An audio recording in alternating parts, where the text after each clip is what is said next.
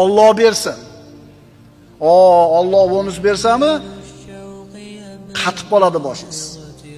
1 yil bemas, 2 yil bemas, tekkiz ishlang, el yurtni o'ylang. Hammadaqa bo'lmang. Va Alloh taolo sizga ham hammaga qilgan muomalasini qilmaydi.